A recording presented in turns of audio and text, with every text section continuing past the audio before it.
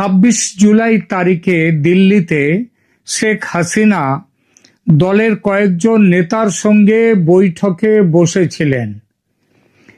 এই বৈঠকের আলোচনা ও সিদ্ধান্তের ওপর আমার প্রতিবেদনটি 27 তারিখে দিয়েছিলাম। সেখানে যে বিষয়টি সর্বাধিক গুরুত্বের সঙ্গে আলোচনা হয়েছিল ওই মিটিংয়ে, সেটি হলো একটি গভর্নমেন্ট ইন এক্সাইল বা নির্বাসিত সরকার গঠন করা। এই রকম সরকারকে অনেকে প্রবাসী সরকারও বলে থাকেন। অনেক ভাষাবিদ মনে করেন প্রবাসী সরকারের চেয়ে নির্বাসিত সরকার শব্দটি বেশি উপযুক্ত, কেননা প্রবাসী কথাটির অর্থ হলো যে ব্যক্তি নিজের দেশ বা জন্মভূমি ছেড়ে অন্য দেশে থাকেন। এই থাকা স্বেচ্ছায় হয়, বেশিরভাগ ক্ষেত্রে কোনো চাপে পড়ে বাধ্য হয়ে থাকা নয়। কিন্তু নির্বাসিত কথাটি স্বেচ্ছায় দেশ ছেড়ে থাকা বোঝায় না, বাধ্য হয়ে দেশ ছেড়ে যাওয়া বোঝায়। আর কোনো বৈধ সরকারকে তাড়িয়ে দিয়ে যখন দেশের শাসন ক্ষমতা অবৈধভাবে অন্য কেউ দখল করে নেয় এবং তার ফলে বৈধ শাসককে দেশত্যাগ করে অন্য দেশে চলে যেতে হয় এবং সেই অবস্থায় নির্বাসিত হয়ে যদি তিনি সরকার গঠন করেন, সেই সরকারকে বলা হবে গভর্নমেন্ট ইন এক্সাইল বা নির্বাসিত সরকার। এই আলোচনার মধ্যে আমি গভর্নমেন্ট ইন এক্সাইল এর বাংলা প্রতিশব্দ হিসাবে নির্বাসিত সরকার কথাটি ব্যবহার করব। পৃথিবীর বহু দেশে নির্বাসিত সরকার ইতিপূর্বে গঠিত হয়েছে। সেই সরকার লড়াই করে ক্ষমতায় ফিরেও এসেছে। অন্য দেশের কথা কি বলবো, এই ঘটনা ঘটেছে বাংলাদেশেই। 71-এ ভারতে নির্বাসিত সরকার গঠন করেন আওয়ামী লীগ নেতৃবৃন্দ। সেই সরকারকে সর্বতোভাবে সমর্থন দিয়েছিল ভারত সরকার, অর্থ দিয়ে, ইনফ্রাস্ট্রাকচার দিয়ে, খাদ্য দিয়ে, আশ্রয় দিয়ে এবং সব শেষে সামরিক সাহায্য দিয়ে করেছিল। সামরিক সাহায্য তাদেরকে দিয়েছিল, যার ফলশ্রুতি পাকিস্তানের পরাজয় ও স্বাধীন বাংলাদেশের জন্ম। শুনেছি ভারতের তৎকালীন প্রধানমন্ত্রী ইন্দিরা গান্ধী পরামর্শ দিয়েছিলেন নির্বাসিত সরকার গঠনের। এই বিষয়ে তাজউদ্দিন আহমেদ সহ কয়েকজন লীগ নেতা ইন্দিরা গান্ধীর কাছে পাকিস্তানের বিরুদ্ধে লড়াইয়ে সাহায্যের আবেদন করলে এই নির্বাসিত সরকার গঠনের পরামর্শ দেন শ্রীমতী গান্ধী এবং সরকার গঠিত হয়। এবং এই সরকার গঠিত হলে পরিমাণে খুব কম হলেও এই সরকার দেশের কোনো কোনো এলাকায় কিন্তু নিজেদের দখল রাখতে পেরেছিল।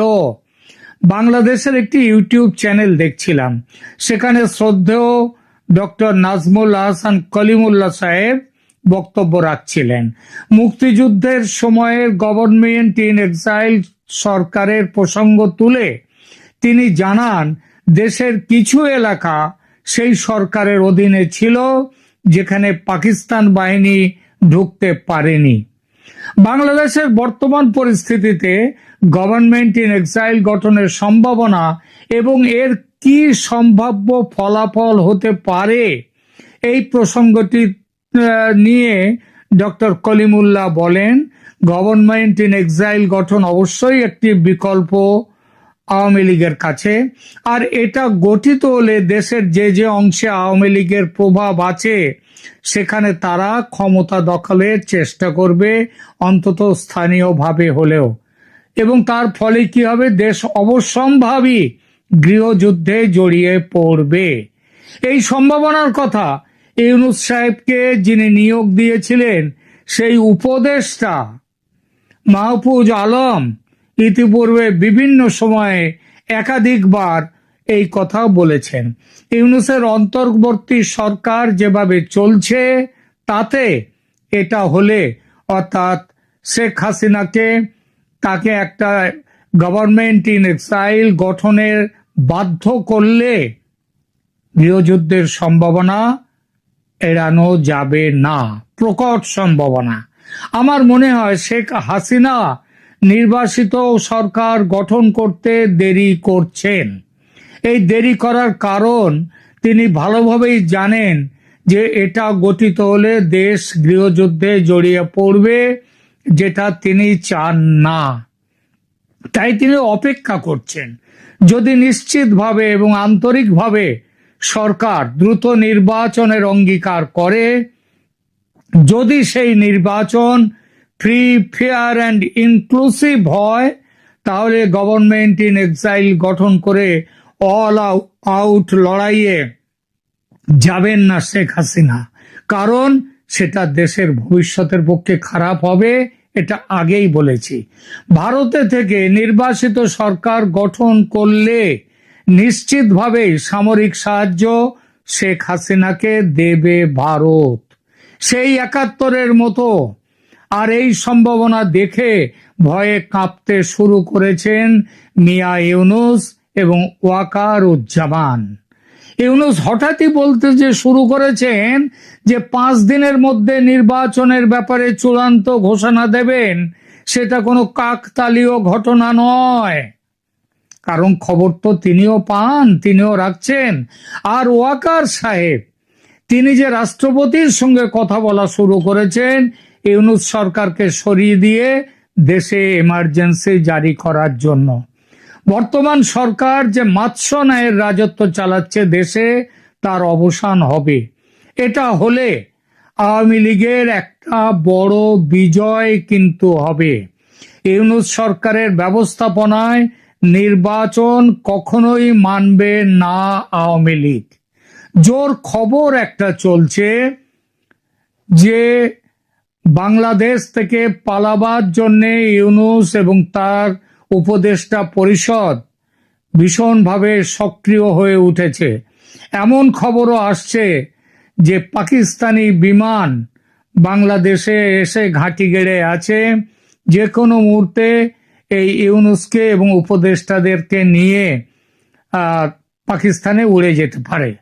যদি দেখা যায় সেটা হচ্ছে না, তাহলে কিন্তু শেখ হাসিনা তিনি যে পথে যাওয়ার কথা, আমি যে কথা বলেছি ২৬ তারিখের ওই গভর্নমেন্ট ইন এক্সাইল তৈরি করা, সেটার পথে কিন্তু তিনি চলে যাবেন। এজন্য ২ মাস ৬ মাস আর অপেক্ষা করবেন না তিনি। যা হওয়ার এই আগস্টেই হবে। এমনকি এটাও শুনতে পাচ্ছি আগস্ট, পুরো আগস্ট নয়, আগস্টের ১৫ তারিখের আগেই, ৪-৫ তারিখ থেকে শুরু করে ১৫ তারিখের আগেই বাংলাদেশে বর্তমান শাসনের কিছু আমূল পরিবর্তন হবে। এটা হলে দেশ গৃহযুদ্ধের বড় বিপর্যয় থেকে রক্ষা পাবে। আর যদি সেনাপ্রধান ওয়াকারুজ্জামান তার বেইমানির খেলায় লিপ্ত থাকেন, তিনি তো যখন যার কাছে যান তখন তার মতো করে নিজের চেহারাটাকে দেখান, তিনি যেটা চান তার মতো করে দেখান। যখন ভারতীয় সেনাদের কাছে, ভারতীয় সেনা প্রধানের সঙ্গে কথা বলেন, তখন তিনি যেন মনে হচ্ছে ভারতের কাছে। তিনি যখন এর সাথে ইউনুসের সাথে কথা বলেন, তখন তিনি ইউনুসের কাছে। তিনি যখন আবার এই যাত্রা দলের বিবেকের মতো কথা বলেন, তখন মনে হয় যে তিনি হচ্ছেন দেশকে রক্ষা করবার জন্য রয়েছেন।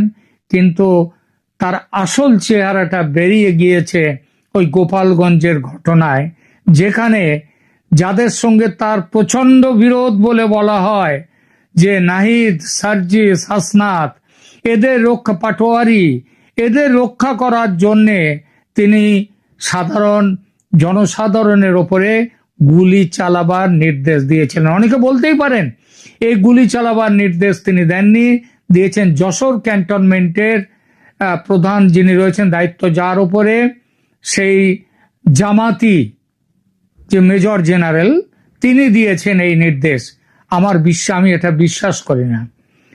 ওয়াকারুজ্জামান নিজে জামাতি, তিনি নিজে আওয়ামী লীগ বিরোধী, তিনি এইগুলো সমস্ত কিছুই তার কথা তিনিই করেছেন। এবার যদি দেখা যায় যে আবার যদি সেনাপ্রধান ওয়াকারুজ্জামান ওই যেটা বললাম তার বেইমানির খেলায় লিপ্ত থাকেন, তাহলে কিন্তু দেশ মহা সংকটে পড়তে বাধ্য। কারণ দেশের একটা বাচ্চা পর্যন্ত জানে হাসিনা সরকারের পতন হয়েছে সেনার বেইমানিতে, অবৈধ ইউনূস সরকার ক্ষমতায় টিকে আছে সেটাও সেনার দৌলতে। সুতরাং সেনাকে এবার নির্ণায়ক কোনো ব্যবস্থা নিতেই হবে, এবং সেটা করলেই কিন্তু বাংলাদেশ বাঁচবে, নইলে কিন্তু বাংলাদেশের কাছে সামনে সমূহ বিপদ। আগামী কয়েকটা দিন বাংলাদেশের পক্ষে